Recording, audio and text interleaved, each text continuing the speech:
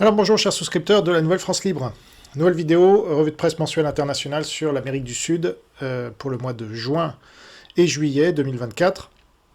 Donc évidemment on arrive au moment où il se passe des choses historiques au Venezuela, et pour une fois pour le meilleur, puisque généralement, à part l'Argentine, les informations qu'on reçoit d'Amérique du Sud sont très mauvaises, puisque l'Argentine est le seul pays à s'être extrait, avec le Paraguay et quelques autres, du giron russo-chinois, alors que l'Amérique du Sud était d'habitude, historiquement, avec la doctrine Monroe dans les mains des États-Unis, dans la zone d'influence américaine, mais cela lui a échappé depuis Reagan et les contrats, depuis Clinton, on va dire.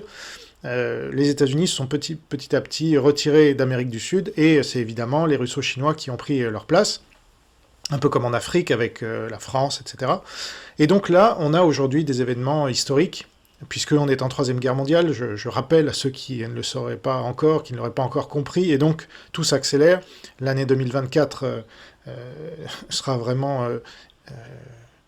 flagrante de ce point de vue-là, et donc là, vous voyez une statue. Alors c'est pas Maduro, le dirigeant actuel encore au moment où j'enregistre, là, le 30 juillet, du Venezuela, mais c'est une statue de Chavez, puisque tout a commencé avec ce taré de communiste, soutenu par Mélenchon, Vincent Lapierre et tous ces débiles et Soral, ils font un Chavez français, etc.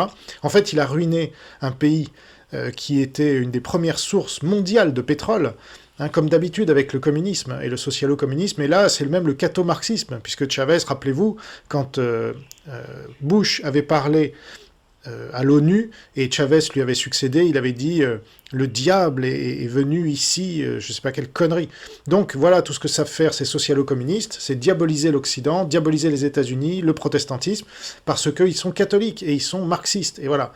Et donc, le peuple a fui massivement, à hauteur de 7 millions de personnes, il a fui ce régime de tarés, là, qui appauvrit tout le monde et où le crime explose et la corruption, comme toujours avec le communisme.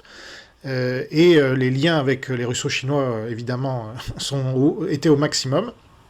Donc le peuple n'en veut pas, et maintenant, il est revenu massivement pour voter, il a voté, mais ça a été truqué, et donc on va voir ça en détail, les dernières informations dont on dispose, notamment du monde sud-américain. Vous savez que je fais une revue de presse internationale, donc c'est pas les sources françaises que j'aime pas trop, parce qu'elles sont pas vraiment pro-occidentales.